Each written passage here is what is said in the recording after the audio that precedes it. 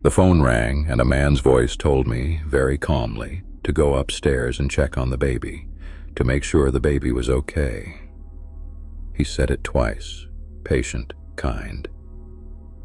I was 9 years old, home alone with my little brother, and we didn't have a baby. There was no baby in our house, which meant the man on the phone wanted me upstairs for some other reason. Welcome back. Tonight, 3 true stories from people remembering the first time they were ever really afraid. The nights they were kids, home alone, when the safest place in the world stopped feeling safe. These are the ones that stay with you your whole life. Let's begin.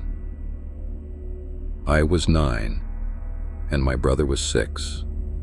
And it was the first time our parents had left us home alone at night, only for a couple of hours.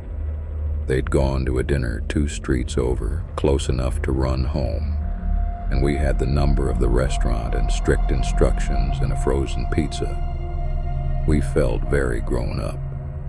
We were watching cartoons in the living room, and everything was fine, right up until the phone rang. This was back when phones hung on the kitchen wall.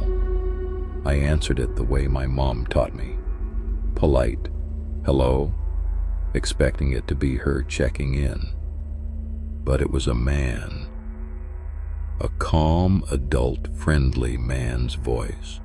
And he said, "Hi there, can you do me a favor and go upstairs and check on the baby? Just make sure the baby's okay for me." And I stood there in the kitchen with the phone against my ear, and I felt this cold, confused feeling, because we did not have a baby. It was just me and my brother. There was no baby in the house, no baby to check on, nothing upstairs at all but empty bedrooms. I told him that. I said, "We don't have a baby." Just a confused kid trying to be helpful. And there was a pause, and then, in the same calm, friendly voice, he said, "Yes, you do. Go up and check. Go on now. Go up the stairs." And something in the way he said, "Go up the stairs," patient but firm, like he was steering me, made every hair on my body stand up. Because I understood, in the way kids sometimes understand things faster than adults, that this man did not want me to check on a baby. This man wanted me to go up the stairs. He wanted me specifically to walk up into the dark part of the house, and the baby was just the reason he'd invented to make me do it. I hung up. My hands were shaking, and almost immediately the phone rang again. I didn't answer it. It rang and rang. My little brother came into the kitchen asking who it was, and I told him it was a wrong number because I didn't want to scare him. But I took his hand, and I did the thing my gut told me to do. I did not go upstairs. Instead, I pulled him into the downstairs bathroom, the one with a lock, and I locked the door, and I told him we were playing a hiding game. We sat in that locked bathroom, and the phone kept ringing out in the kitchen. I want to tell you what it's like to be 9 years old in a locked bathroom, holding your little brother's hand, listening to a phone ring in the dark of the next room. Every ring felt like it was getting closer, even though a phone can't move. I remember counting them. I remember my brother whispering, asking if it was Mom, and me lying and saying, "Yes, it's just Mom," so he wouldn't be as scared as I was. I remember the exact pattern of the tile on the floor, because I stared at it so hard, willing that ringing to stop. And then it stopped. And in the quiet, after it stopped, I heard it. A creak from upstairs. The specific creak of the floorboard at the top of our stairs. The one that always creaked, the one you couldn't avoid. Someone was up there. Someone had been up there. In the dark the whole time.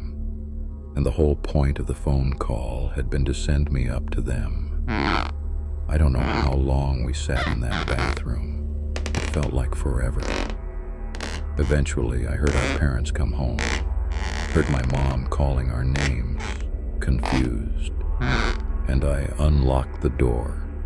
And I ran into her, and I couldn't even explain it. They searched the house. The back door was unlocked. A door we were sure had been locked. Nobody was there anymore. Whoever it was had gone back out the way they came. Sometime after we hid. Sometime after they realized I wasn't coming up those stairs. My parents never left us alone at night again. And for years, my mom told people it was probably just a prank call, and an unlocked door, and a kid's imagination filling in the rest. But I know what I heard. I heard that floorboard. And I've never been able to stop thinking about how close I came to doing what the calm, friendly voice told me to do. To climbing those stairs into the dark, to check on a baby that was never there. That voice came over a phone line. The next girl's warning walked right up onto the porch. A man who knew her family's names before she'd said a single word to him, standing on the other side of a door she was old enough, just barely, not to open. Their parents were out running errands, an hour, maybe two, broad daylight. She was old enough to be in charge, and she took it seriously. Doors locked, don't let anyone in, the whole checklist. She and her little sister were doing a puzzle at the kitchen table when there was a knock at the front door. She went and looked through the side window, the way she'd been taught without opening the door. There was a man on the porch, grown up, ordinary looking, smiling. When he saw her in the window, he waved, friendly, and he called out, "Hi, you must be," and he said her name, her actual name. And then he said, "Is your dad home? I'm a friend of his. He asked me to swing by." And he said her dad's name and her mom's name, and then looking past her, "And that must be and he said her little sister's name too. He knew all of them, by name, and that almost worked on her, because how would a stranger know all their names? He had to be a friend of the family, right? She actually had her hand on the deadbolt, but something stopped her, because she realized she had never seen this man before in her life. Not at a birthday, not at a barbecue, never. And if he were really a close enough friend of her dad's to be sent over to know all their names, wouldn't she know his face? So she didn't open the door. She called through it that her dad wasn't home and he'd have to come back later. And the man's smile didn't move, but something behind it did. He stopped being friendly. He tried a few more things. Said he just needed to use the bathroom, said he'd wait inside, said it was awfully hot out, and wouldn't she be a good girl and let him in, each one calmer and colder than the last. And when she kept saying no, he finally stopped smiling altogether, and he stood there on the porch just looking at her through the glass for a long, long moment. And then he turned and walked unhurried back down the driveway and away. She kept her little sister behind her the entire time, one hand held back, holding her in place the way you'd hold a child back from stepping into a road. She didn't fully understand yet why she was so afraid. She just knew in her body that the thin front door was the only thing in the world that mattered right then, and that it had to stay shut no matter what. She talked to him through it in a big, brave, grown-up voice she did not feel, telling him her dad would be home any minute, which wasn't true. And she watched his face the whole time through that little side window. That was the part she said she'd never forget. The way a friendly face can just switch off. How the smile stayed frozen in place while everything behind it went flat and patient and cold, like a man settling in to wait out a lock. When her parents got home, she told them. Her dad went pale because he had not sent anyone. He had no friend matching that description. There was no reason on earth for a grown man to have their whole family's names and to be at their door the 1 hour the kids were home alone. They called the police. Nothing ever came of it. They never found him. But she told me the part that still makes her cold as an adult thinking about it. It wasn't that he knew their names. Anyone determined enough can learn a family's names. It was that he knew they were home alone. He had known to come that afternoon in that window when the parents were gone and the two girls were by themselves. He'd been watching long enough to know their names, and long enough to know exactly when no one would be home to protect them. Knowing when a house is empty takes patience. The last two kids tonight learned that some things don't even wait for that. They just wait for the lights to go down and listen for what's moving across the floor over your head. A brother and sister, 12 and 9, home alone one evening while their mom worked a late shift. This was normal for them. They were latchkey kids, comfortable being on their own. They were downstairs in the den, watching TV, lights on, everything fine. He'd been in charge of his sister 100 times. It was just what they did. Mom worked nights, and the two of them held the house down, made their own dinner, argued over the remote, put themselves to bed. He wasn't a nervous kid. He liked being the one in charge, and that, he told me, was exactly why the footsteps hit him so hard, not because he was already scared, because he wasn't. Because it was an ordinary weeknight and his sister was laughing at something on the screen and everything was exactly as safe as it always was.